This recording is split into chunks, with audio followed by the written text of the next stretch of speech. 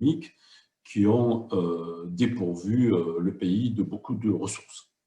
Alors, quelques rappels sur l'analyse de Naomi Klein, même si ma présentation ne sera pas axée sur les politiques économiques, mais plutôt sur les questions de technologie, d'espace de travail et d'espace de vie. Alors, que racontait il y a quelques années Naomi Klein dans ce fameux ouvrage? Elle racontait la chose suivante, c'est qu'elle constatait que dans plusieurs pays, il fallait attendre une crise de grande envergure, et pendant que les citoyens sont sous le choc, eh bien, vendre l'État par morceaux à des intérêts privés, et puis tenter de pérenniser ces politiques. Donc, elle a observé ça dans plusieurs pays, le Chili, bien sûr, l'Argentine, l'Uruguay, le Brésil, bon, beaucoup de pays d'Amérique du Sud, mais pas que. Il était également question de l'Afrique du Sud, de la Russie, au moment de Helsinki, de la Corée du Sud, du Royaume-Uni aussi, de la Pologne, et même, à certaines époques, des États-Unis. La doctrine du choc, pour Milton Friedman, qui assumait le propos, était le suivant, il fallait être prêt, hein, il fallait se préparer, et lorsqu'il y avait une forte inflation, un fort taux de chômage, un tsunami, des attentats terroristes, il fallait trouver des solutions de rechange aux politiques existantes et les entretenir jusqu'à ce que des notions politiquement impossibles deviennent finalement inévitables. Hein, donc c'était vraiment un choc administré, et il donnait des indications temporelles. Il disait il faut agir dans les 6 à 9 premiers mois du mandat des nouveaux élus. Voilà. Donc c'est quelque chose de violent, hein, et qui a laissé des traces, bien sûr, dans nos mémoires. Bon, lorsqu'on évoque ces politiques économiques, inévitablement, ça nous fait penser spontanément à plusieurs sujets économiques. La question de la dette des États, la question de l'euro, qui empêche les pays de conduire des politiques fiscales, par exemple, de manière autonome. Ça nous fait également penser au contrôle social chinois, c'est-à-dire que pour des raisons de civisme, eh bien, on va mettre en place des caméras dans les rues et procéder à des contrôles des visages afin de réguler des trafics dans la ville, des trafics dans les entreprises, etc. Alors, je dis ceci nous fait penser spontanément. Je vais m'arrêter brièvement sur cette expression spontanément, parce qu'on peut également, lorsqu'on est trop spontané, commettre des erreurs. Donc, je vais émettre deux petites précautions d'usage, hein, en termes de méthode. Ce que je veux dire, c'est qu'il faut se méfier de nos réactions pour peut-être préférer des actions organisées et collectives. Alors, les deux précautions sont les suivantes. La première, c'est que lorsqu'on parle de technique, et ce soir je vais parler de technique numérique, je vais parler de contrôle, hein, d'information, lorsqu'on parle de technique, trop souvent, on raisonne en termes d'impact. Voilà. Tiens, il y a une nouvelle technique et ça va impacter le travail, ça va impacter les postes de travail, ou bien ça va impacter notre manière de s'alimenter. Hein. Au lieu de cuisiner, on va commander des repas et puis des sociétés vont nous livrer.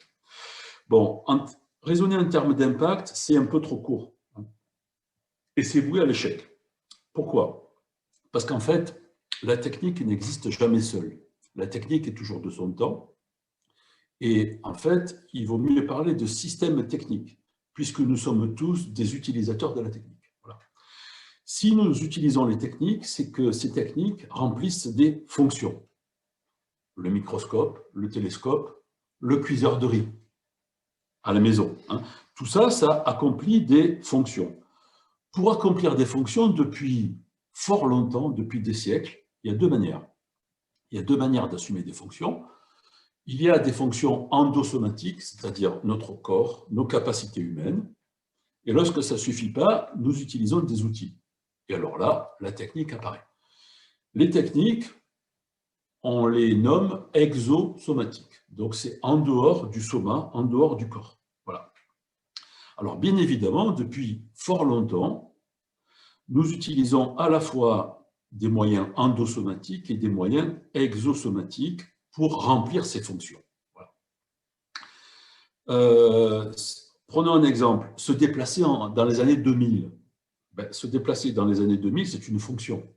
On peut le décliner de manière fort différente. Certains diront il faut se déplacer le plus rapidement possible, d'autres vont dire en émettant le moins possible de carbone, et d'autres diront ben, il faudrait se déplacer le moins possible.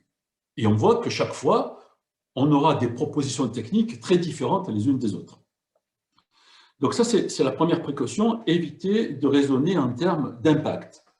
La seconde précaution qui découle, c'est de tenter de ne pas chercher le grand responsable, le grand fautif, le grand coupable.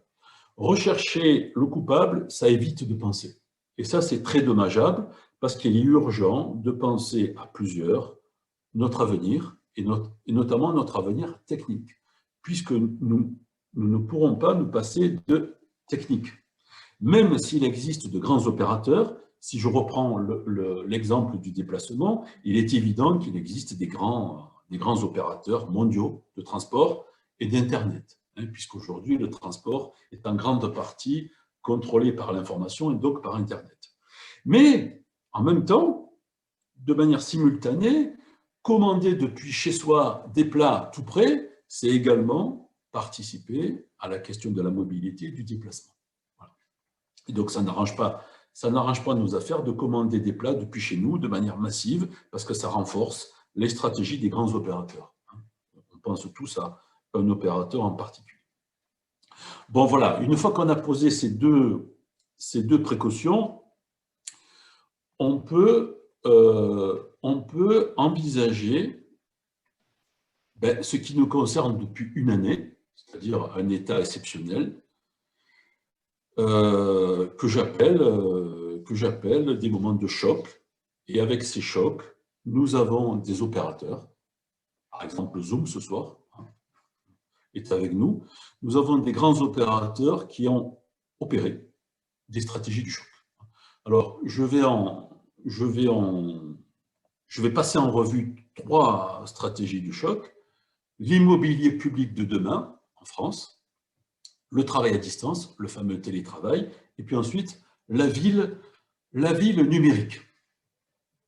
Alors, la première stratégie du choc, c'est quelque chose que j'aurais pu vivre, puisque j'ai été sollicité pour y participer. En juin 2020, on sort du confinement, depuis quelques semaines, c'était il y a 1 an, et on me contacte, l'État français, le service du patrimoine public, donc les bureaux de l'État, me contactent pour participer à des réflexions. Donc j'ai décliné, j'avais autre chose à faire. Depuis ce temps-là, 130 personnes, des experts, participent à cette réflexion. Le but du jeu consiste à dire l'État français détient 15% du parc immobilier de bureaux en Île-de-France. 15%. Donc ça fait à peu près plus de 6 millions de mètres carrés. Le projet du Grand Paris se présente et donc les responsables, les pilotes de cette opération disent il n'y a pas de temps à perdre, il faut économiser des mètres carrés, vive le télétravail, on peut s'organiser autrement. Donc, juin 2020. Si ça arrive en juin 2020, ça veut dire que c'était préparé. Comme Milton Friedman avait préparé ses politiques économiques, ça avait été préparé. Alors, je vous cite la lettre d'intention de ce projet. La crise du Covid, les événements climatiques et sociaux précédents ont mis à jour la fragilité de notre système lorsque des distanciations spatiales doivent être établies ou que les transports en commun sont en sous-régime de fonctionnement. Cette problématique n'est pas uniquement un enjeu de l'aménagement du territoire. L'organisation du télétravail peut être une solution. Et donc, il faut peut-être envisager le travail à distance, les tiers-lieux, les espaces de coworking qui permettraient d'envisager la question, comment maintenir la présence des services de l'État dans de bonnes conditions sur le territoire pour les usagers et les agents, en désengageant l'État des implantations en immeubles de grande hauteur. Et donc, envisager une nouvelle stratégie d'occupation de l'espace pour l'immobilier de l'État. Bon, là, on voit bien que juin 2020, c'est très rapproché, les choses étaient prêtes. Deuxième exemple, deuxième stratégie du choc que les salariés ont vécu très souvent dans leur chair, c'est le fameux travail à distance, télétravail. Je vais m'inspirer en partie d'une note d'attaque de mars 2021 que je trouve excellente et qui nous présente, qui nous fait un état des lieux en comparant le télétravail avant le choc du virus et après. Alors, on nous raconte quoi? Ben, tout simplement que le télétravail, c'est une histoire qui se développe depuis les années 2000, le début des années 2000. Les grandes entreprises ont engagé des accords collectifs sur la question, mais dans les années 2000, c'était encore assez timide. Et puis, on a le choc de mars 2020 avec des millions de salariés en travail forcé. Travail forcé. Télétravail forcé. Alors, bon, si on remonte un peu avant ce choc de mars 2020, d'un point de vue juridique, eh bien, le télétravail fait son entrée dans le Code du travail en France en 2012, et il est dit que bon, toute forme d'organisation du travail dans laquelle un travail qui aurait également pu être exercé dans les locaux de l'employeur est effectué par un salarié hors de ses locaux, de façon volontaire, en utilisant bien sûr les technologies de l'information et de la communication. Et tout ça, ça peut faire du télétravail. À l'époque, ce n'est pas du travail à domicile, ce n'est pas du travail nomade et ce n'est pas du travail en débordement de la journée de travail. Et donc, c'est un télétravail, je dirais, qui n'impliquait pas de changement dans la durée du travail. Et c'est très encadré. Et puis, en 2017, les ordonnances Macron arrivent, et là, alors, un petit changement, le télétravail peut être une pratique occasionnelle en différents lieux, et ça peut être ouvert en négociation. On a le développement de ce qu'on appelle un travail gris, c'est-à-dire, mi-chèvre, mi-chou, bon, on ne sait pas vraiment ce que c'est. La DARES, c'est-à-dire le service des études statistiques du ministère du Travail en France, fait son enquête.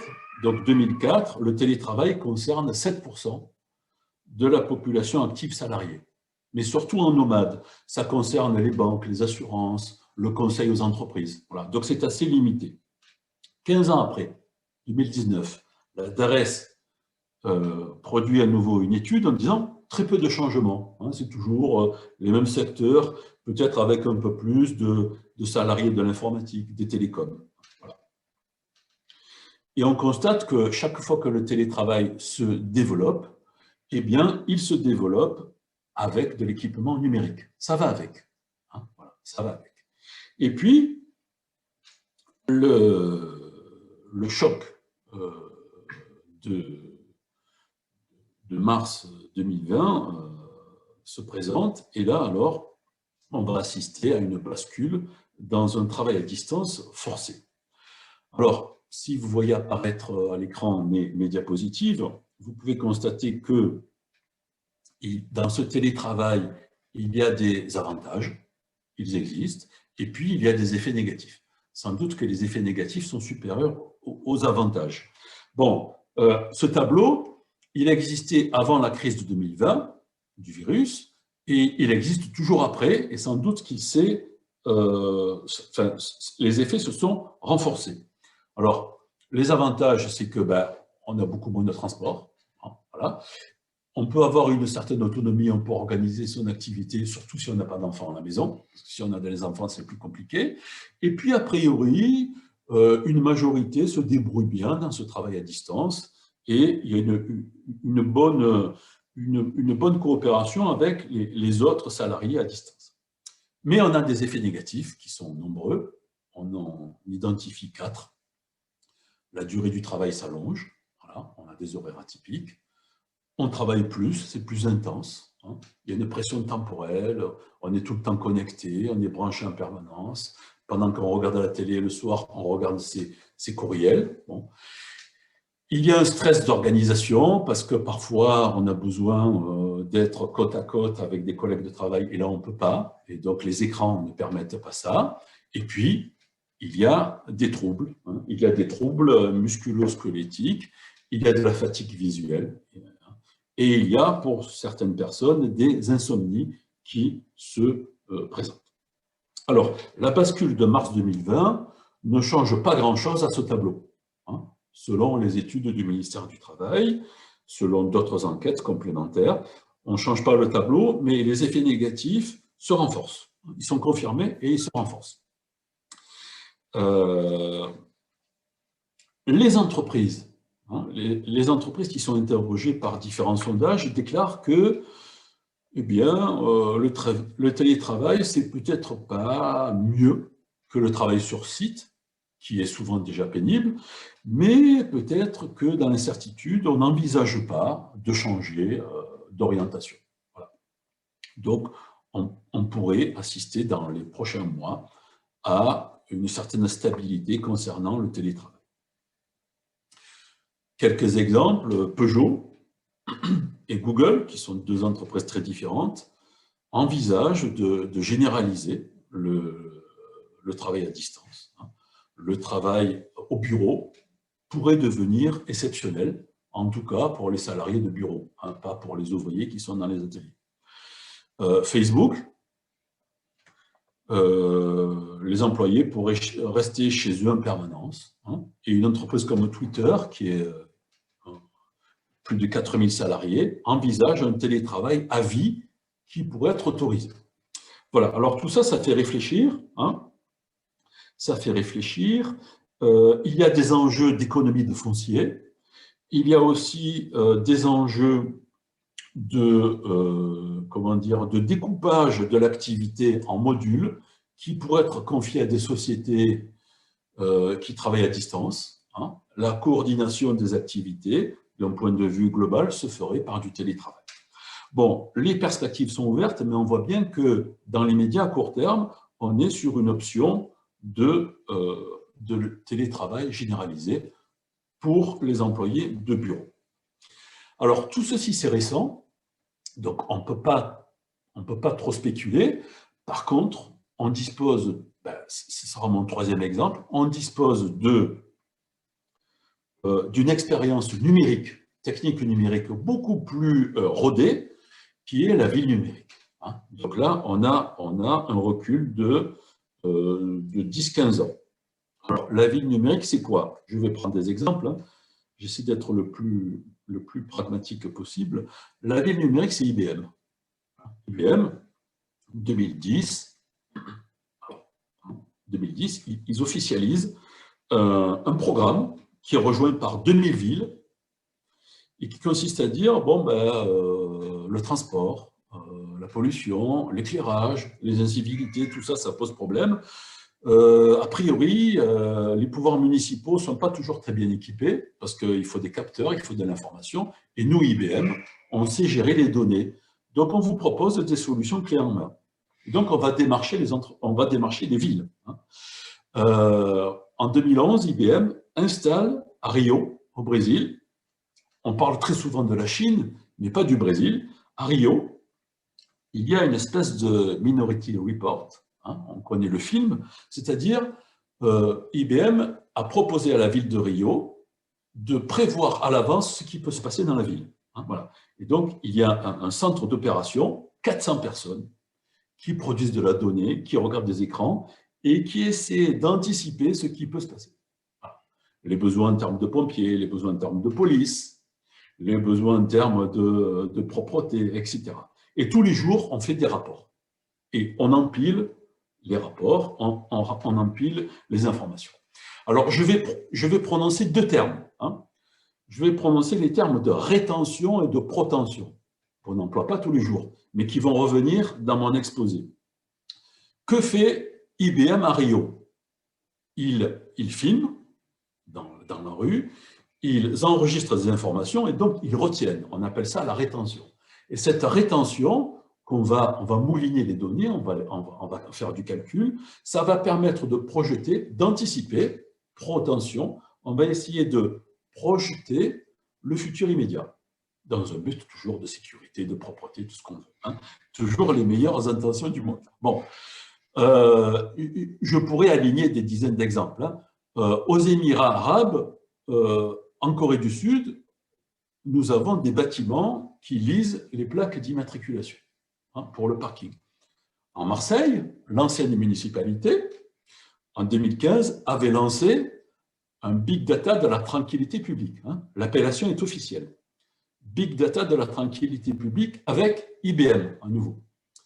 On connaît les projets de la ville de Nice, caméras, reconnaissance faciale, etc., toujours pour des raisons de sécurité, de propreté. La ville de Rennes a confié à un grand éditeur de logiciels Dassault Systèmes, qui est une émanation de l'avionneur, un projet de modélisation de la ville, toujours à des fins de contrôle. À Toronto, enfin, une filiale de Google avait développé un projet en 2015 qui finalement n'a pas vu le jour, mais qui avait son intérêt.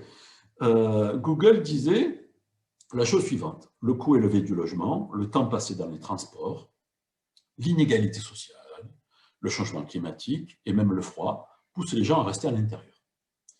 Dans ce monde urbain hostile, il faut des solutions. Les solutions, ce sont des bâtiments peu coûteux et modulables, hein, flexibles, des capteurs dans la ville qui mesurent la qualité de l'air, l'état des équipements, etc. Des feux de signalisation adaptatifs qui donnent priorité aux piétons et aux cyclistes. Des systèmes de stationnement qui orientent les voitures pour le parking et bien sûr des robots de livraison et des voitures autonomes. Donc une ville cybernétique, des capteurs, des capacités d'analyse, de l'information, toujours l'information, pour anticiper le futur de la ville à court terme et pour contrôler. Hein. Gilles Deleuze disait l'information, ne vous cassez pas la tête, ça permet de contrôler. Hein. L'information, c'est le contrôle. Alors tout ceci, pour ceux qui lisent Damasio, l'auteur de science-fiction, ça vous fera penser aux villes administrées, non plus par des conseils municipaux, mais par des opérateurs privés.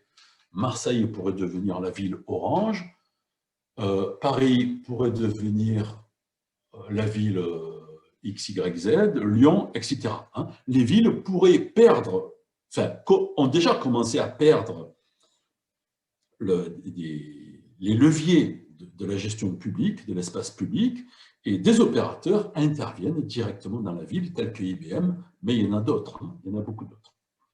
Alors, sur ces questions qui finalement nous amènent très loin, hein, à qui appartiennent les villes, hein, dans le monde diplomatique, il y a souvent des articles sur le contrôle de l'espace public par des opérateurs numériques. Hein. Morozov, par exemple, intervient souvent pour dire finalement, aujourd'hui, les plateformes numériques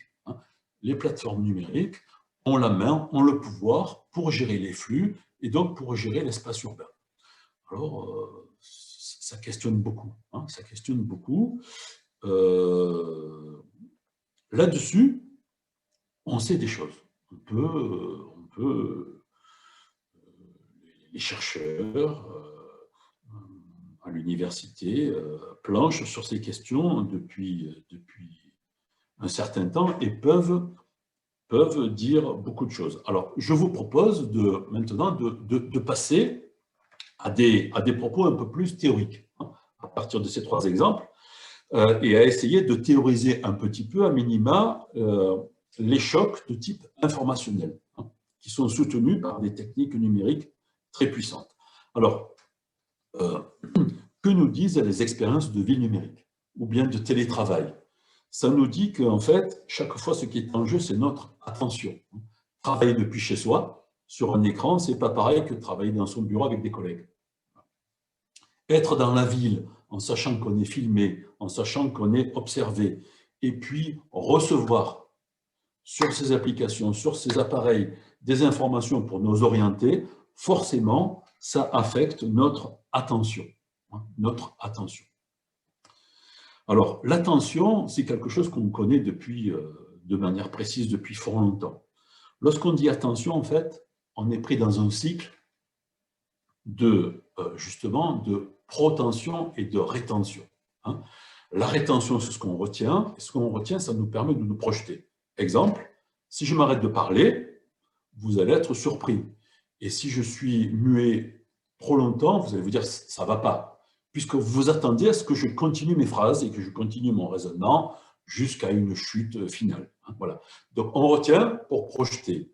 Et lorsqu'on a projeté, on retient ce qui s'est passé. Et donc, c'est un cycle, je dirais, non pas infernal, mais c'est un cycle continu jusqu'au moment où on s'endort. Et puis, lorsqu'on se réveille, ça reprend. Alors, les rétentions et les protensions, ça forme notre attention. Et ça se joue à 3 niveaux.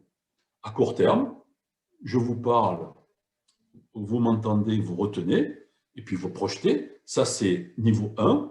Et puis, si par bonheur pour moi, vous avez appris des choses, je serai très content.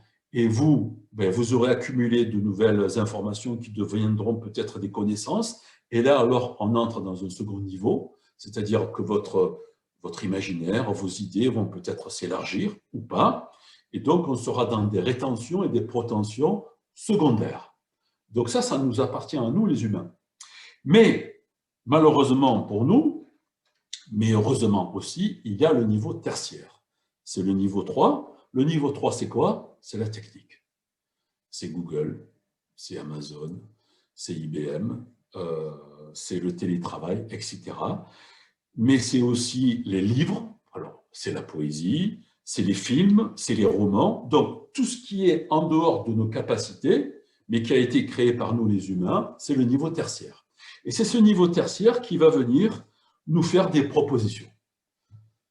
Lorsqu'on lit de la poésie, on lit ou on ne lit pas. Si ça ne nous plaît pas, on abandonne. La grosse différence avec les outils numériques, c'est que les outils numériques ont fait irruption dans nos vies, on vit dans Internet, et les propositions sont très fortes, et parfois trop fortes.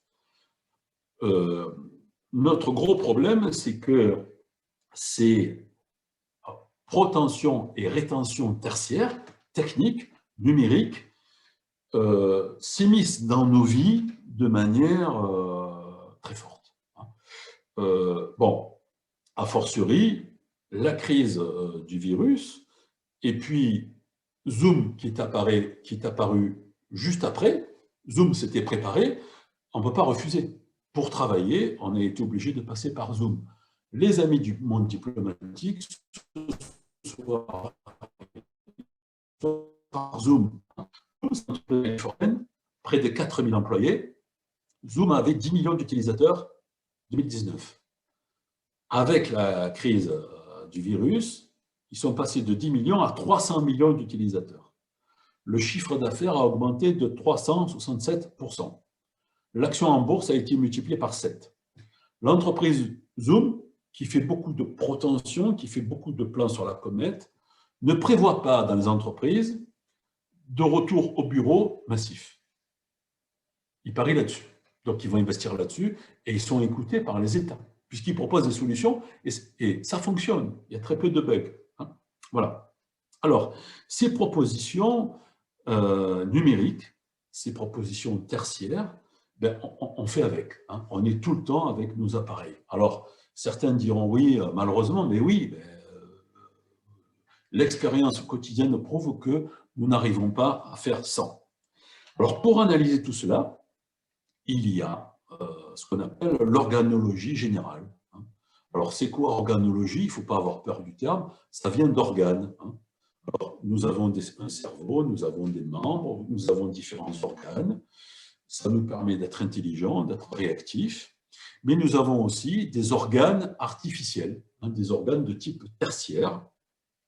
Ces organes tertiaires, c'est tous les outils, toutes les machines, toutes les méthodes avec lesquelles nous travaillons. Voilà. Alors, est-ce qu'on pourrait s'en passer? Peut-être, mais jusqu'à ce jour, on n'arrive pas à s'en passer. l'expérience prouve, interrogez-vous tous les jours, on fonctionne avec de la technique, cette technique influence notre système d'attention, il paraît qu'on parle de plus en plus vite, il paraît que notre attention, en tout cas pour les jeunes générations, se disperse, on a beaucoup de mal à lire plus de 10, 20 pages, voilà. Et bien entendu, ça affecte nos relations sociales, notre vie dans la ville, notre vie au travail. Notre cerveau, notre sensibilité évolue avec ces techniques. Donc, c'est ce qu'on appelle l'organologie. Hein. Voilà, on évolue avec de la technique et bien sûr nos relations, hein, toutes nos relations. Le problème, c'est que lorsque la technique va trop vite, lorsqu'elle va très vite, on parle de, moi je ne parlerai pas de disruption parce que ce n'est pas le bon terme, mais je parlerai de court-circuitage. C'est-à-dire que nos capacités sont court-circuitées par des outils techniques et par des outils numériques. Voilà. L'expérience depuis un an montre que nous travaillons tous les jours avec des écrans, avec des logiciels. L'expérience prouve que des salariés très formés, tels que les ingénieurs, qui travaillent non pas depuis mars 2020 avec ces outils, avec ces logiciels, mais ils travaillent depuis 10, 15, 20 ans. Ils travaillent avec des logiciels d'aide à la conception.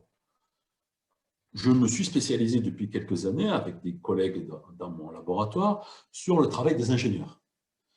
Et donc, on fait l'enquête. On va dans des grandes entreprises, l'aéronautique, l'automobile, les travaux publics, l'informatique. Que nous racontent ces ingénieurs? Ils nous disent, avant, on travaillait avec du papier. On faisait des plans sur des papiers.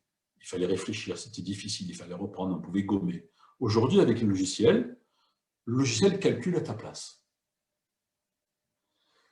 C'est quelque chose, la 3D, la 3 dimensions, les logiciels d'aide à la conception, c'est quelque chose qui t'empêche d'imaginer. Voilà. Sur un plan, on avait de l'espace. Avec le logiciel, tu as moins d'espace. Tu es contraint, hein, spatialement. Donc, ton imaginaire au travail est beaucoup plus contraint. Avant, on avait beaucoup plus de facilité. Aujourd'hui, avec ces outils numériques, alors aujourd'hui, ça veut dire depuis les années 80 en fait, hein, ce sont des outils qui sont très puissants, ils font la réflexion. Voilà, ils font la réflexion. Voilà, alors, ces quelques propos que je pourrais allonger pour les ingénieurs, ce sont des propos récents, mais qui concernent leur expérience de travail depuis les années 90. Hein, parfois depuis les années 80. Donc là, on dispose d'un matériel empirique en termes de coopération avec la technique numérique qui est ancien. Hein, qui est ancien. Et ça pourrait nous aider pour comprendre peut-être l'avenir de notre travail salarié à court terme avec le télétravail. Voilà. Alors tout ceci, bien entendu, c'est documenté dans beaucoup d'études, dans beaucoup d'ouvrages. J'en présente un, qui est le dernier ouvrage coordonné par notre ami Bernard Stiegler, bifurqué. Hein, voilà, bifurqué. Il n'y a pas d'alternative. Hein, on est pris dans un étau, on est pris au piège. La technique, en termes médicaux, bien sûr, ça nous a permis de nous soigner, mais lorsque cette technique nous contraint trop fortement, il faut savoir s'en séparer, hein, il faut savoir bifurquer. Mais pour bifurquer, il ne faut pas dire la technique, c'est sale, je ne m'en occupe pas. Il faut concevoir, peut-être avec des ingénieurs, des informaticiens, tout un tas de spécialistes, il faut essayer de concevoir autre chose. Sinon, on va subir, on va résister, mais on va se faire avoir. Hein. Donc, mon message ce soir, c'est par rapport à ces stratégies du choc qui, j'espère, vous l'avez compris, sont préparées, aussi bien en termes de politique économique qu'en termes de politique technologique, nous-mêmes, il faut se préparer. Hein.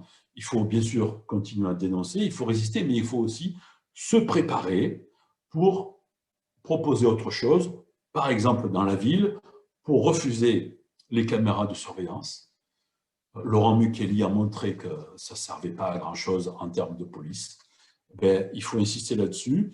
Et puis, peut-être que toutes les techniques numériques ne sont pas à jeter, mais il faut s'en servir pour autre chose, hein, pour autre chose, pour de la vie en commun, pour du soin, pour du travail dans les quartiers, pour du travail en coopération, etc. Après tout, certains paysans qui font du bio utilisent les plateformes numériques, mais ils les utilisent de manière modérée pour distribuer des produits qui, a priori, vont dans un sens qui est souhaitable.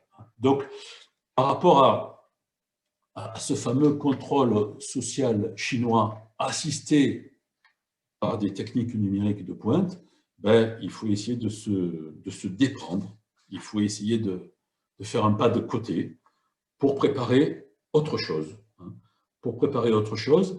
Et cette autre chose, si je reviens sur l'organologie, je terminerai avec ça, c'est bien sûr aspirer à une autre vie psychique, à une autre vie, vivre un peu plus paisiblement, de manière un peu moins frénétique, essayer de moins commander, sinon ne plus commander des repas à domicile, ne pas utiliser Uber, ne pas utiliser Amazon, qui sont des entreprises, qui sont des employeurs détestables, mais qui sont aussi des entreprises qui ont des projets détestables en termes civiques, en termes de convivialité. Donc, il faut mettre de côté tout ça. Il faut aspirer à une vie en commun, une vie sociale qui soit un peu plus respectueuse et plus coopérative. Hein. Et puis, troisième pied, hein, l'individuel, le collectif, le social, le technique, il faut investir la technique. Il faut investir la technique. Les amis du monde diplomatique, ils ont investi la technique, mais si je taquine, pourquoi Zoom? Ce serait bien de travailler avec des logiciels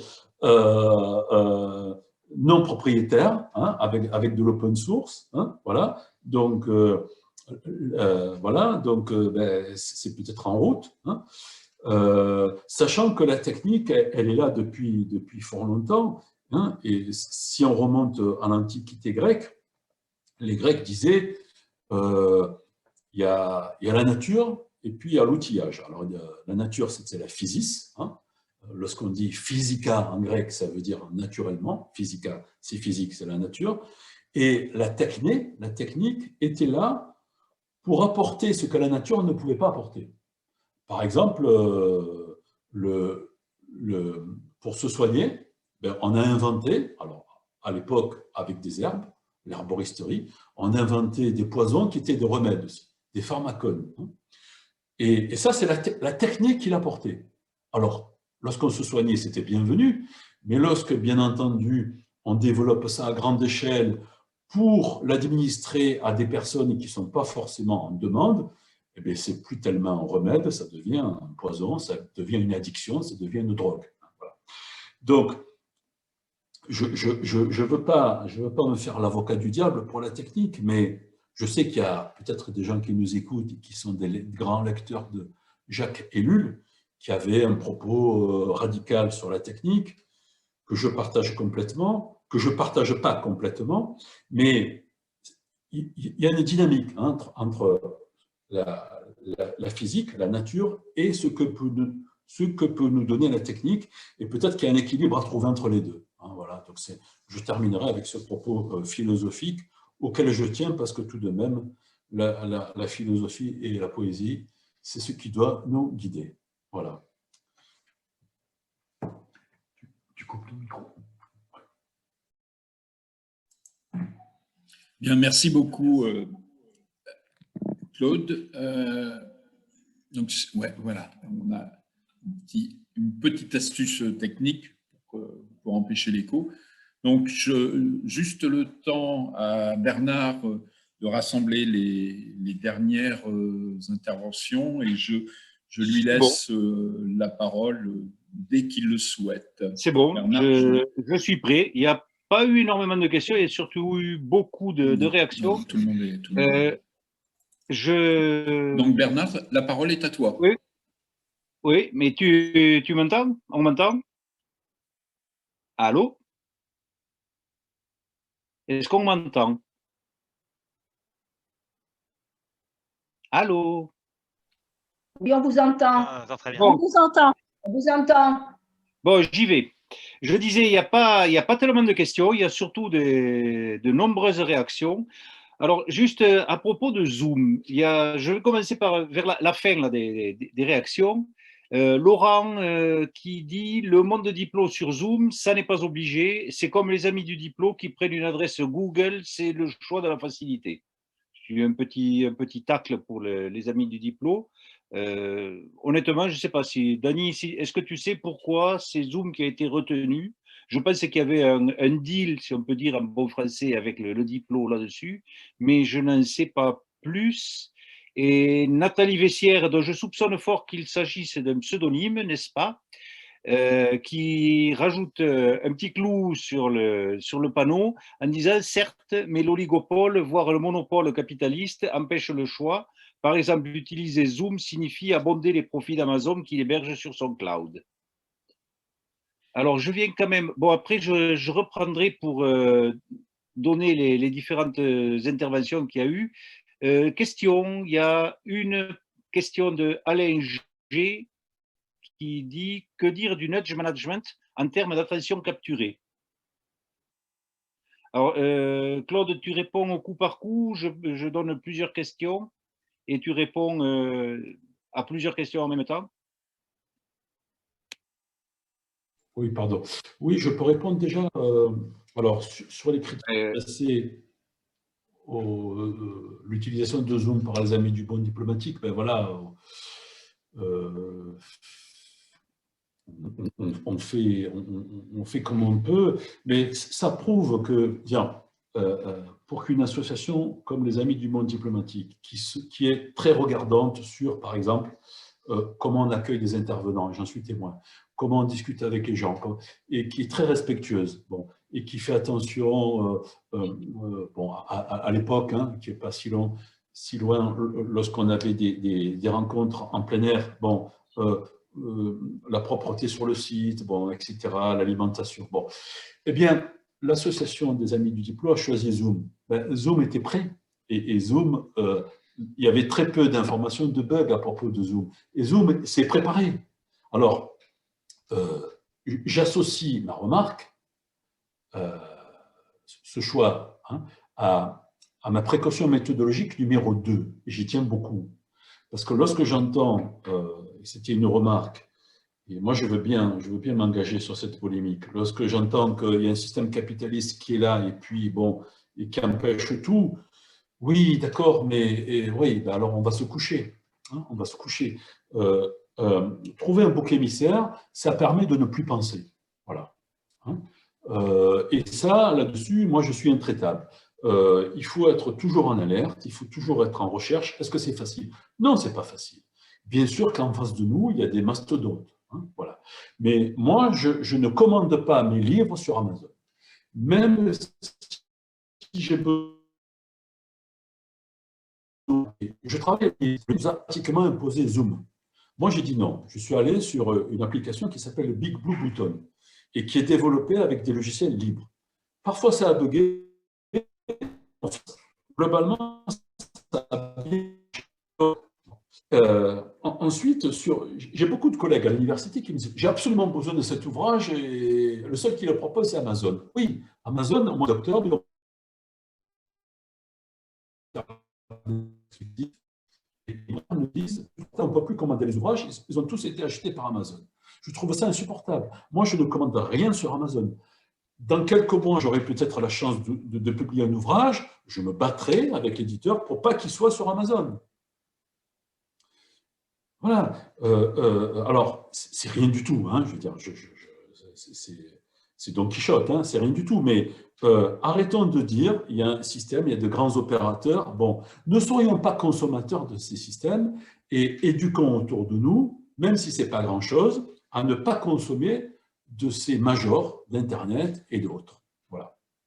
Et en même temps,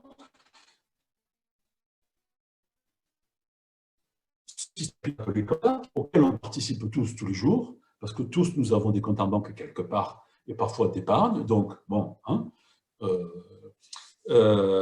et c'est alors, ça produit de l'entropie, c'est-à-dire que ça produit toujours de la même chose. Et lorsqu'on produit toujours de la même chose, on sait qu'on bloque le système. Donc, à terme, le système est condamné. Donc, il faut préparer autre chose. Préparer autre chose, certains préparent. Ils envisagent d'aller sur d'autres planètes, ils envisagent de se mettre à part sur des îles, de se protéger, et ils auront des milices avec eux. Ils auront des milices. Eux, la milice internationale, je dirais qu'elle est presque communiste. Ils collaborent entre eux, ils travaillent ensemble. Et nous, ceux qui contestons, on travaille très peu ensemble. On se retrouve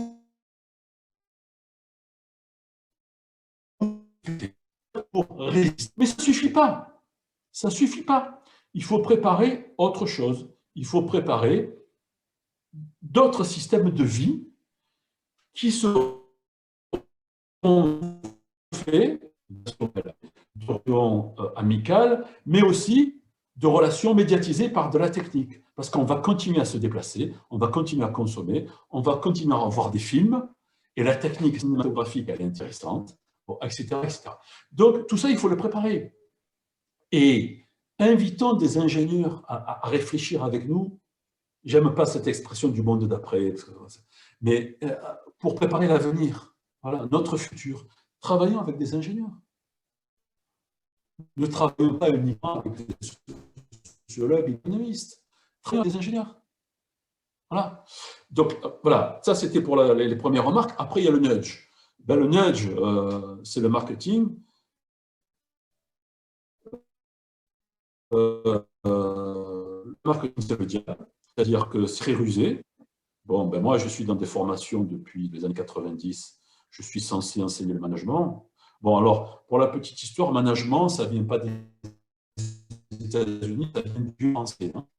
Le management, ça vient de ménager sa monture. C'est-à-dire qu'il y a un cavalier qui a un objectif de déplacement, il a un cheval, c'est le moyen, c'est l'organisation, et il utilise le moyen pour atteindre son but. Et donc, c'était ménager. Voilà. Alors, ménager, ouais, il faut se ménager, quoi. Il faut tout ménager aujourd'hui.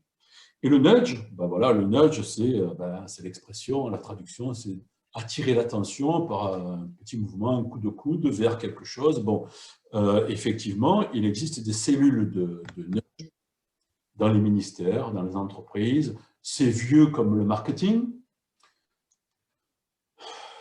Bon, j'en pense beaucoup de mal. Est-ce que ça affecte l'attention? Ben oui, voilà. Et l'attention, ça commence lorsque, par exemple, vous m'écoutez et lorsque vous vous dites tout de suite « Ah, ça me fait penser à ça ». Et je n'ai pas parlé plus de 45 secondes et déjà, je suis catalogué. Je le fais aussi. Mais voilà, ça c'est quoi? Ben, on projette, on fait de la protension sur ce qu'on est en train d'écouter. Et malheureusement, on passe à côté de beaucoup de choses. Hein. Alors oui, le nudge, c'est une technique redoutable pour formater les attentions. La version comment dire, à grand public, c'est le temps de cerveau disponible. Hein, voilà, c'est le temps de cerveau disponible. Ben, malheureusement, les salariés qui ont dû travailler avec les écrans toute la journée, et qui le soir, fatigués, se mettaient devant leur télévision, ben, ils ont passé plus de 10 heures devant les écrans. Ben, devant un écran, surtout lorsqu'on écoute, on suit des médias qui répètent infatigablement les mêmes propos, ben, c'est sûr que l'attention est considérablement formée. C'est sûr. C'est sûr. Hein, voilà. Ben, le nudge Barbara Stiegler a produit des analyses là-dessus qui sont très détaillées. Bon, le Monde Diplo produit des études également très détaillées. Bon, voilà. Hein. Mais malheureusement, ça, comment dire, c'est pas récent. Hein. C'est une technique qui a une trentaine d'années. Hein. Voilà. Donc c'est très rodé. C'est très rodé et c'était prêt à l'usage. C'est un choc aussi. Hein. C'est un choc. Ouais. Je peux intervenir? Tu viens de parler de Barbara Stiegler. Il y a Lise Lavallée, justement, qui vient d'envoyer un petit message en disant Barbara Stiegler parle fort bien du nudge, que Macron utilise fort bien. Lire Pandémie et démocratie. Pour revenir à Zoom et à Amazon, Steph dit quel profil Zoom? Zoom est semble-t-il gratuit. À ma connaissance, on peut avoir des options en prenant un abonnement Zoom. Je crois que c'est ce qu'a fait le Diplo, ce qui expliquerait que les amis du Diplo passent par cette technique. Oui. Laurent dit qu'il y a plein d'autres moyens de faire de la visioconférence. Il cite Discord que je ne connais pas trop, mais il cite MSN. MSN, c'est Microsoft. Donc, on a le choix entre Google et Microsoft. Et Oui. voilà. Oui. Voilà. Oui, alors. Par rapport à Amazon, ça y est, j'ai vu. Oui, Steph qui dit pour les livres, pour éviter Amazon, il y a Place des libraires. Effectivement. Oui, C'est tout à fait. une solution. Tout à fait, oui. Alors, tu veux que je rebondisse tout de suite sur Zoom? Je regarde, oui, il n'y a pas tellement. Il y a deux questions, une qui vient d'arriver.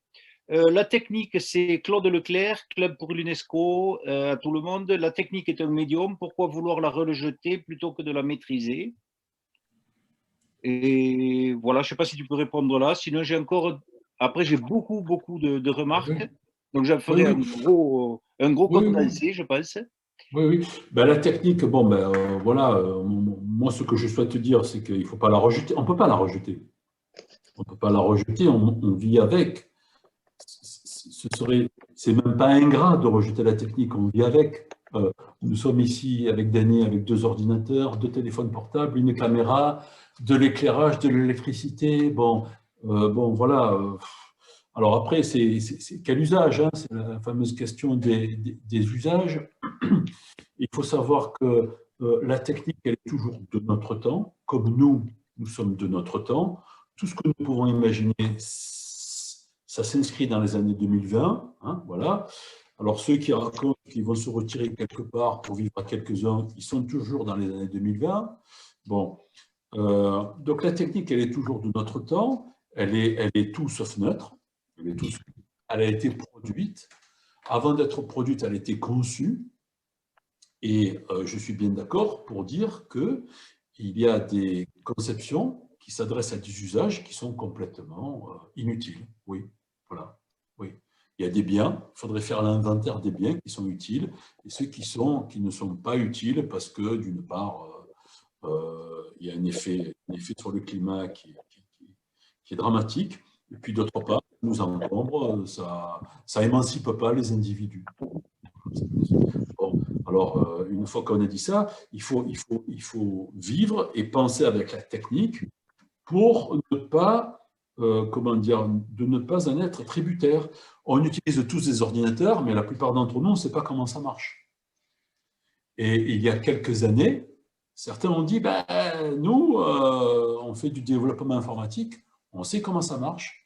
On fait des programmes et on vous propose de vous montrer comment ça marche pour essayer de partager les méthodes et les techniques. C'est super. Voilà, ça peut être une émancipation. Et en gagnant du terrain en termes de savoir-faire technique, alors, effectivement, on peut éloigner des solutions qui nous arrivent, des incitations, des machines qui nous sont imposées par d'autres, notamment de grands opérateurs. Oui, effectivement. Sur Zoom, alors Zoom, il y a une version gratuite, il y a une version payante. Zoom, par exemple, a vendu aux universités des versions payantes en disant vous allez l'utiliser forcément et il n'y aura pas de bug. Vous allez payer, donc vous allez payer un forfait, je ne connais pas les tarifs, mais vous n'aurez pas de bug et on vous accorde un fonctionnement 24 heures sur 24, 7 jours sur 7. On peut faire du Zoom quand on veut, comme on veut. Bon, effectivement. Pour rester sur le thème de la technique, Lise Lavallée fait une remarque. La question de fond, c'est la technique au service de l'humain et non l'humain au service de la technique. Tout à fait. Alors, je reviens à une question, je remonte un peu dans le temps, de Jacqueline. Comment, en effet, couper court à l'opportunisme qui est la vache à lait du capitalisme, aller plus vite que, si je peux me permettre, avant de te laisser la parole, moi, quand on parle de capitalisme qui récupère, j'ai toujours en tête l'ouvrage fondamental de Boltanski et Chiapello, qui date d'une 25 ans à peu près, qui s'appelle Le Nouvel Esprit du Capitalisme. Et c'est un bouquin qui est toujours d'actualité, je pense.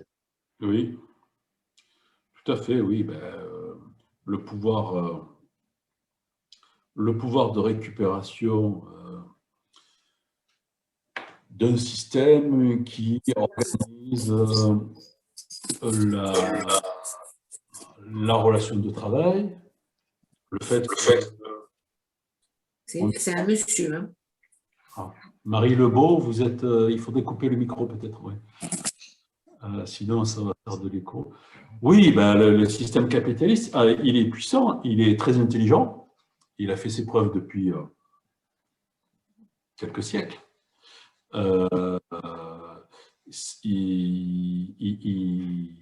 Il va pas nous laisser tranquilles demain ni après-demain. Hein. Voilà. Donc, il y a beaucoup de raisons, mais c'est bien d'entrer dans les détails parce que le capitalisme, c'est pas quelques individus quelque part qui organisent le monde. Hein. Voilà. Quelle est notre capacité à nous tous, de nous organiser dans des coopératives, à nous passer de personnes qui nous disent ce qu'il faut faire quand il faut le faire. Hein, voilà. Donc, malheureusement, beaucoup d'entre nous n'acceptent pas de se creuser la tête tous les jours sur comment consommer, comment s'organiser pour produire à plusieurs.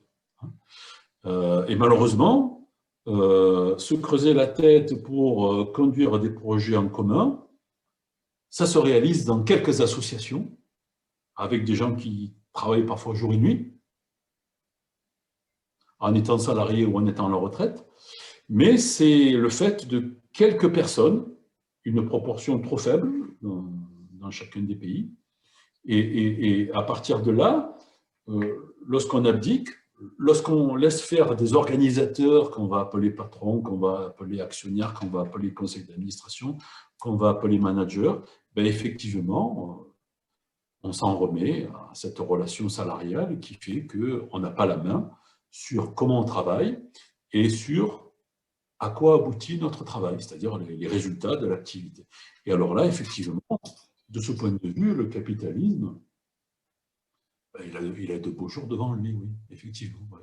Et il peut salarier des ingénieurs, des informaticiens, des spécialistes qui vont concevoir des outils de plus en plus sophistiqués pour régenter nos vies dans l'entreprise et dans la ville, hein, parce que la ville numérique, le mouvement est engagé, c'est redoutable parce que nous sommes observés tout le temps, nous sommes incités à réaliser telle activité plutôt que telle autre. Et on doit reconnaître que ça peut faciliter nos vies, malheureusement. Et donc, à nouveau, la solution de facilité, elle est là. Et X applications nous proposent, sur la base d'expériences d'utilisateurs divers, d'opter pour tel comportement plutôt que pour tel autre. C'est très difficile de sortir de ce comportement qui devient quasi automatique. Voilà. Alors moi, je suis d'accord pour faire le constat qu'il y a des moyens fantastiques qui sont consacrés pour régenter nos vies, c'est vrai. Ben, la question, c'est comment s'organiser pour en sortir. Et là, on demande des volontaires. Dany, est-ce que tu peux me dire de combien de temps on dispose encore? Parce que j'ai beaucoup de réactions. Alors là, pour le moment, je donne les réactions, les dernières qui arrivent, mais je ne voudrais pas que les premières et les premiers qui avaient réagi se sentent frustrés parce que j'ai pas mal de choses à rapporter aussi. Là, toujours pareil pour la technique, Jacqueline qui nous dit « S'occuper de technique, c'est compliqué et mange beaucoup de temps. Ça se fait aux dépens de faire de l'art, de la poésie, de chanter. Activités qui sont investies par les femmes, mais hélas, pas beaucoup par les hommes. Gros problème. » Je ne sais pas si on va se lancer dans un débat sur le féminisme. Jacqueline ? C'est Jacqueline ? C'est Jacqueline qui est… Alors Jacqueline, vous avez tout à fait raison. Et alors la technique, bon, j'ai pris des exemples dans le travail ou dans la ville, mais chanter, c'est une technique. si vous m'invitez dans vos groupes de chant, moi je ne chante pas beaucoup, je vais avoir du mal parce que je n'ai pas la technique. Donc vous allez m'éduquer. Les arts, il y a de la technique. On ne peut pas se mettre face à un piano et jouer tout de suite si on n'a jamais joué. Il faut de la technique. Hein. Donc toutes les méthodes artistiques sont des techniques. Alors, ce n'est pas tout à fait comparable aux techniques, aux logiciels qui nous permettent de faire du traitement de texte ou d'autres choses, bien entendu. Mais, Jacqueline, vous disposez de techniques. Et lorsque votre cercle, dans vos associations, dans vos groupes de chant, s'élargissent, eh bien, vous enrôlez des gens dans votre technique. Et ça, c'est bienvenu, c'est bien. C'est bien. Alors, sur les premières phrases de Jacqueline, elle a raison. S'occuper de technique, ce n'est pas facile. C'est vrai. Chercher à comprendre comment ça fonctionne dans le logiciel, ce n'est pas simple. Hein, voilà. Mais après tout, il y a des formations, il y a des gens qui sont spécialisés, puis on peut se répartir les tâches.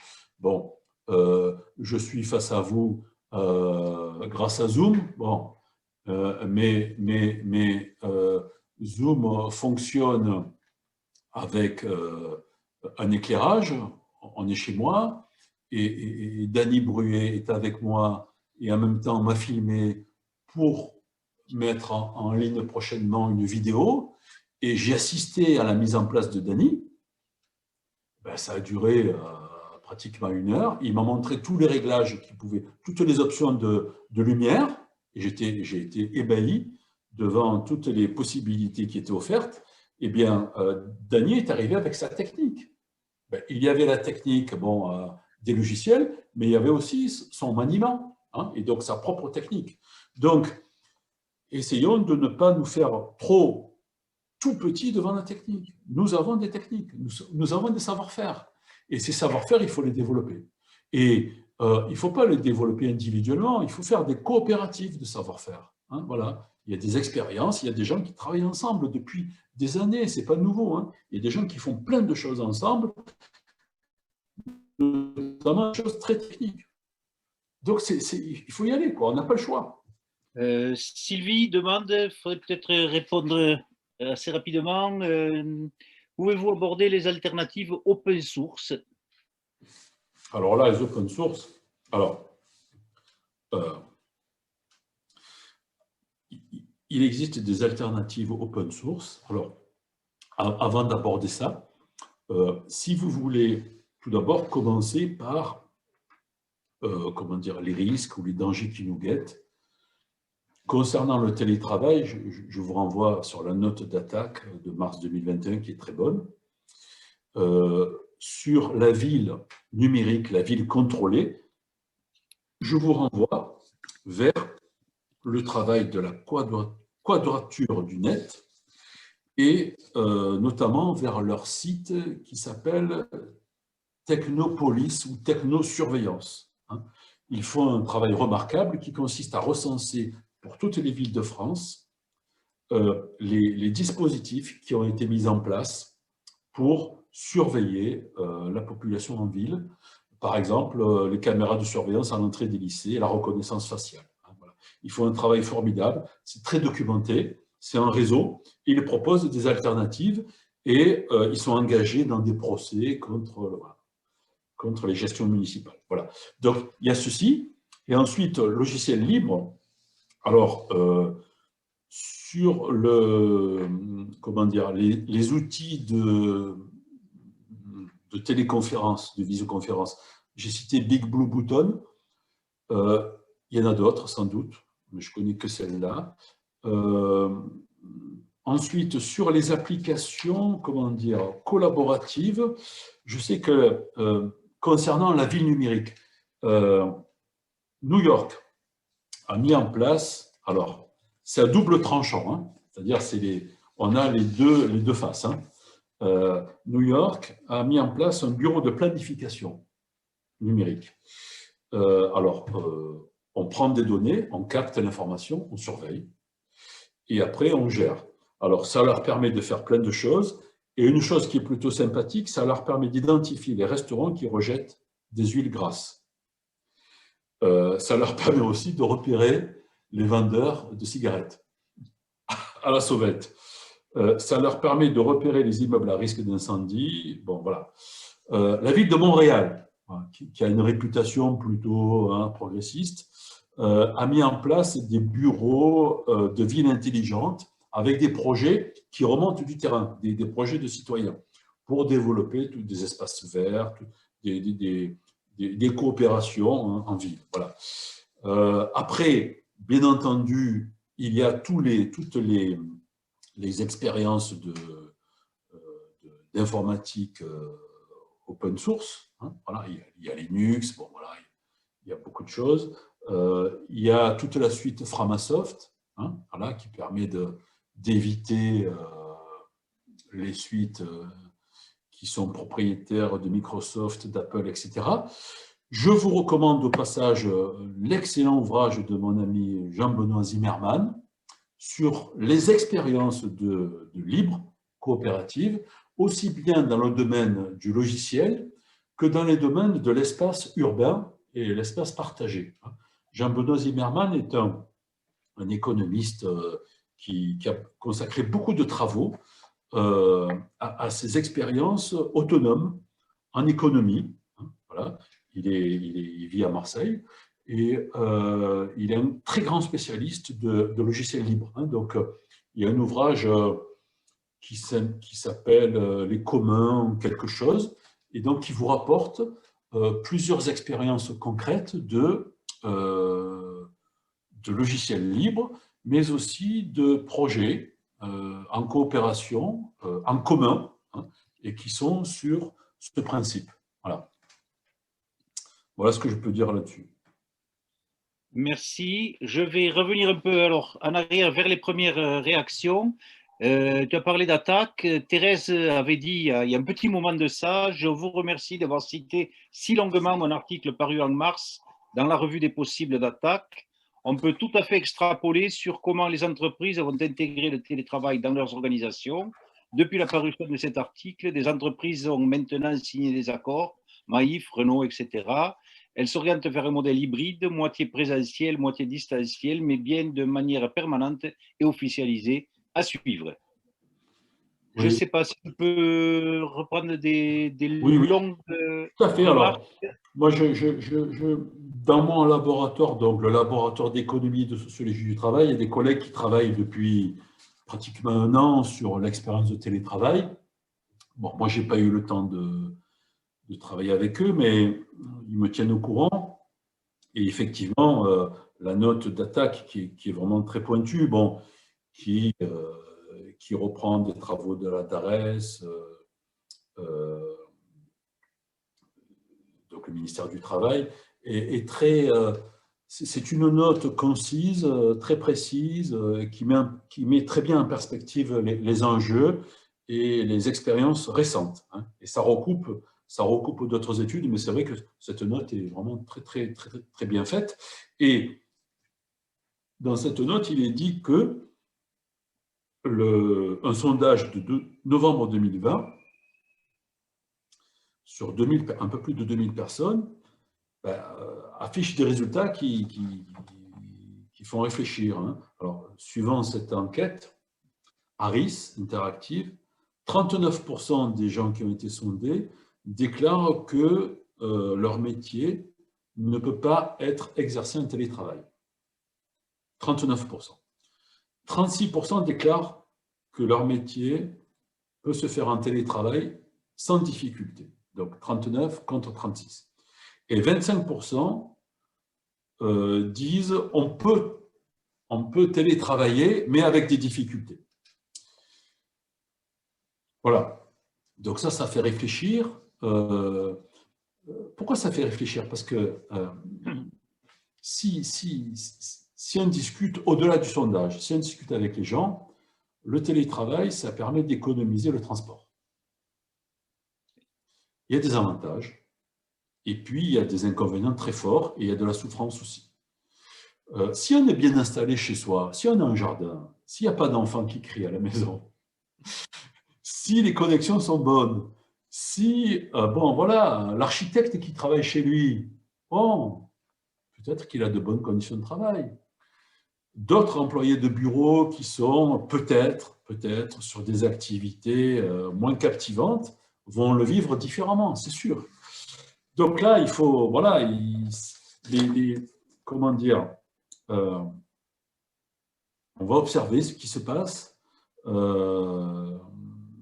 Il est certain que dans les mois à venir, étant donné la pression, étant donné la peur qui est administrée tous les jours, il est certain que le télétravail va continuer sur la lancée. Une fois que l'habitude est prise, que va-t-il se passer?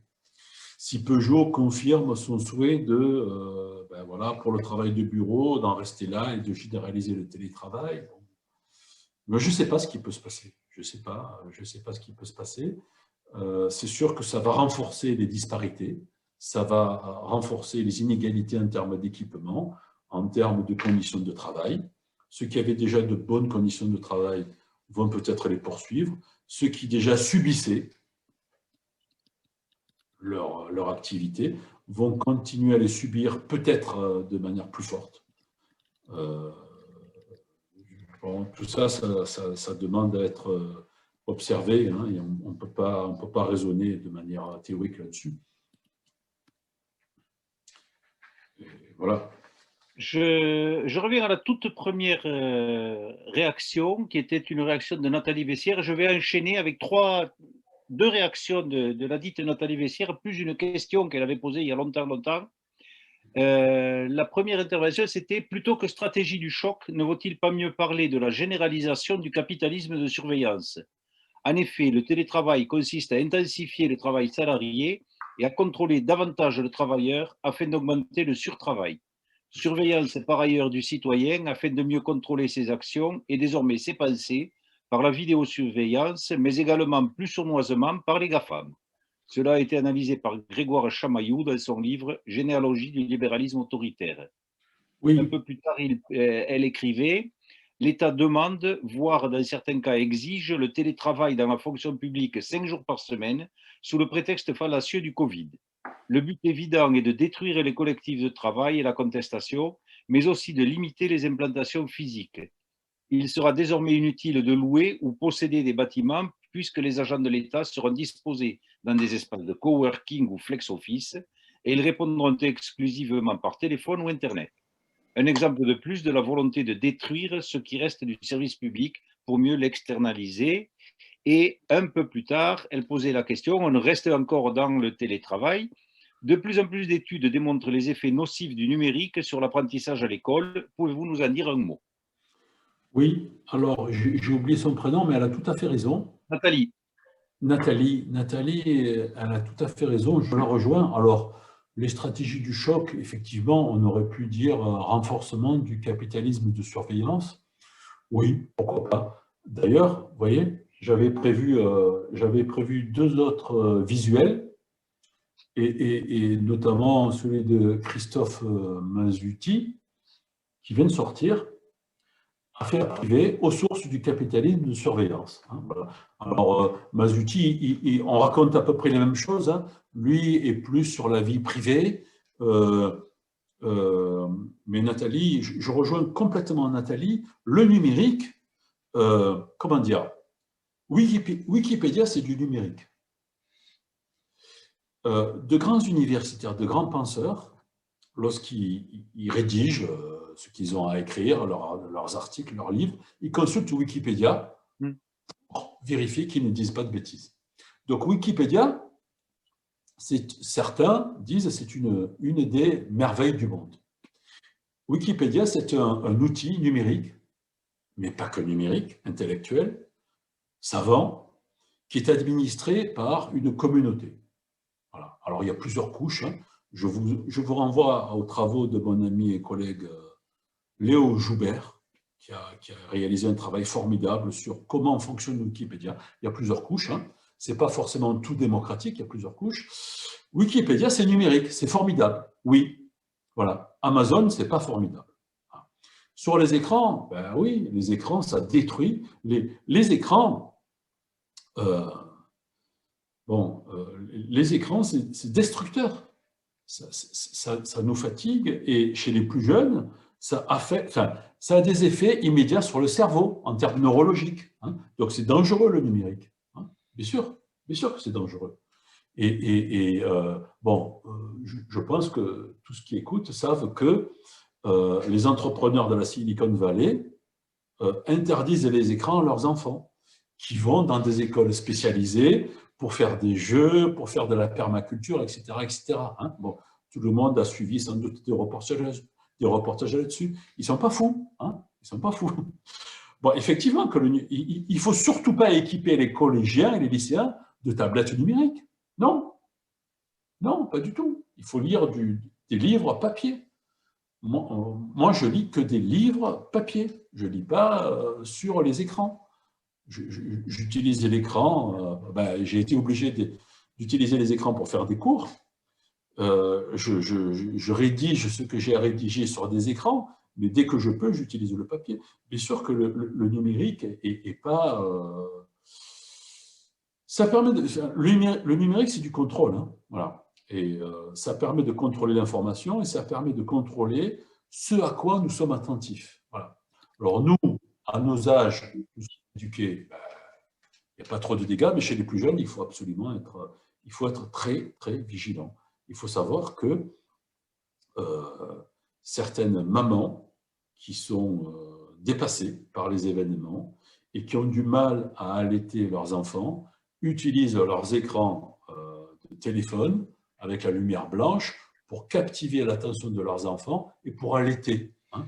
Donc, il y a dans le nord de Paris, sur le territoire de Plaine Commune, une expérience pour essayer d'éviter ça.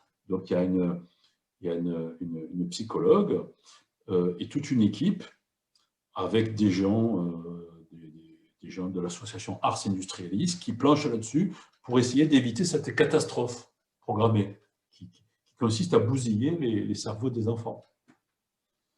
Oui, ça va jusque-là, oui, ça va jusque-là, oui, bien sûr, bien sûr.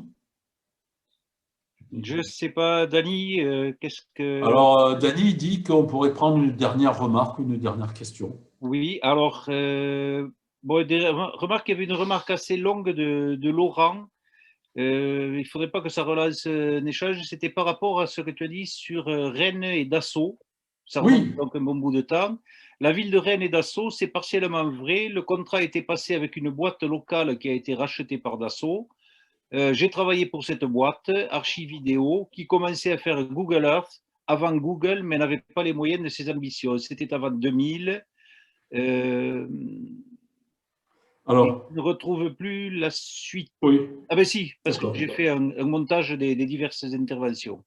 Et puis peut-être, je pense que la toute dernière question, mais je crains que ça n'envoie sur une nouvelle conférence. C'est une question de fond. C'est Amélie qui la pose, qui dit « Bonsoir, est-ce que se réapproprier les outils techniques ne passe pas nécessairement par une réappropriation des moyens de production, dans la mesure où les objets sont produits par les propriétaires de ces moyens de production, dans le sens de leurs propres intérêts ?» Complètement. Bon, voilà, donc la deuxième intervention, complètement, entièrement, c'est là-dessus qu'il faut travailler. Donc oui. Et sur la question Rennes Dassault Systèmes, donc Dassault Systèmes, c'était très rapidement, c'était dans les années 80 ou 90, je ne sais plus, c'était une petite boutique, c'était un groupe d'informaticiens qui travaillaient pour faire les plans des avions Dassault. Et puis, ça a été externalisé, c'est devenu une des 3 entreprises mondiales de conception de logiciels. Ces logiciels permettent de concevoir les objets de tous les jours. Airbus l'utilise, Renault, Peugeot, Volkswagen, tout ce qu'on veut. Et effectivement, ils vendent du service à d'autres utilisateurs tels que des villes. Alors, je serais intéressé d'échanger avec la personne qui est intervenue sur Rennes. Alors, j'ai cité Rennes. Moi, je n'ai pas étudié en détail le cas de Rennes. Hein. Moi, j'ai étudié des bureaux d'études industrielles. Mais effectivement, hein, moi, je suis prêt à le suivre, hein, s'il a connu de près cet exemple. Mais ce qui est intéressant, c'est que c'est une tendance. C'est-à-dire que, voilà, ce n'est pas n'importe quoi. Hein.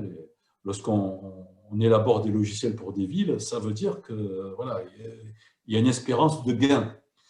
Dassault Systèmes travaille également pour une autre ville, qui est beaucoup plus grosse, qui est la ville de Mexico. Voilà. Alors ça, à ma connaissance, c'est beaucoup plus développé. Hein, voilà. Alors Mexico, c'est des millions d'habitants, de la pollution, etc. Et effectivement, là, il y a des moyens techniques importants qui sont investis. Alors, certains disent, chez Dassault Systèmes, ils ne sont pas fous, ils savent qu'on ne peut pas faire n'importe quoi, on ne peut pas aller vers des villes complètement cybernétiques, complètement contrôlées, il faut faire avec les habitants, donc ils sont ouverts. Moi, je ne sais pas, hein, ce n'est pas ma spécialité, mais je pense qu'il faut regarder de ce côté parce que ça peut aller très vite. Hein. Marseille a eu un projet de Big Data de la tranquillité publique, c'était l'appellation officielle. La nouvelle municipalité est en train d'installer de nouvelles caméras. On avait parié avec d'autres que ça s'arrêterait là, mais non, on investit dans les caméras. Bon, pourquoi faire? Pour manipuler quelles données, pour quels résultats? Bon, voilà. Pourtant, cette municipalité, le printemps marseillais, affichait des intentions très différentes. Bon, donc on est sur des orientations qui ne sont pas forcément des plus sympathiques, donc il faut être vigilant là-dessus, effectivement. Ok. Donc le temps de faire un petit montage technique. Bien, écoutez, l'heure avance, donc on va devoir terminer cette conférence. Merci à vous tous pour vos interventions. Merci à Claude pour cette conférence. Et merci à Bernard, les amis du monde diplomatique de Carcassonne, d'avoir su si bien synthétiser toutes les interventions. Donc l'enregistrement sera disponible sur, vous pourrez le revoir après montage, hein, bien sûr, sur la chaîne YouTube des amis du monde diplomatique d'Aix-en-Provence, ainsi que sur la chaîne YouTube des Déconomistes.